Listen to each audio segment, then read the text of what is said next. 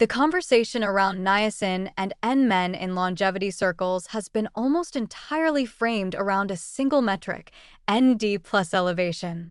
Who raises NAD plus more? Who raises it in more relevant tissues? Who raises it more efficiently? This is a meaningful discussion, but it inadvertently obscures one of niacin's most clinically significant advantages, an advantage that has nothing to do with ND plus at all. Niacin activates a receptor that NR and NMN cannot activate, and the downstream effects of that activation are broad enough to matter significantly for anyone using these compounds for health optimization. The receptor is called GPR109A, also known as HCA2. It's expressed on fat cells, immune cells, and intestinal epithelial cells. When niacin binds to GPR109A, it triggers a cascade of effects that operate entirely independently of the ND plus synthesis pathway. The most studied of these is the prostaglandin-mediated vasodilation responsible for the niacin flush, the cardiovascular implications of which were discussed in the earlier article.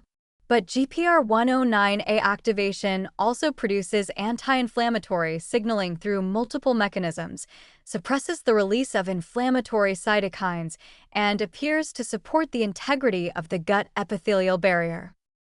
The gut barrier function aspect is underappreciated and potentially very significant.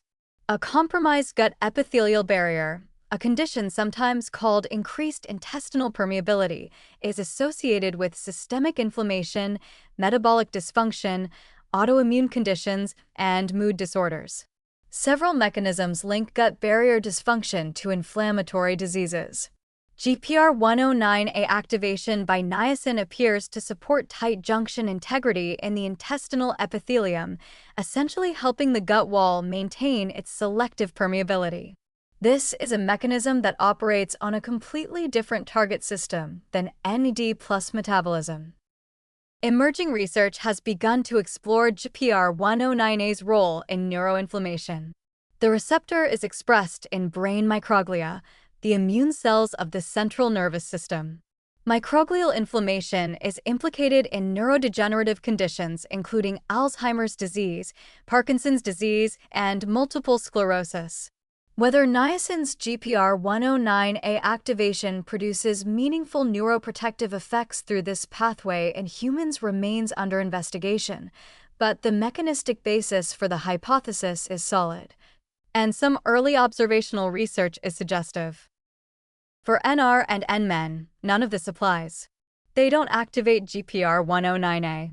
Their effects are mediated entirely through ND plus synthesis, which is real and potentially valuable, but which represents a narrower action profile than niacin's.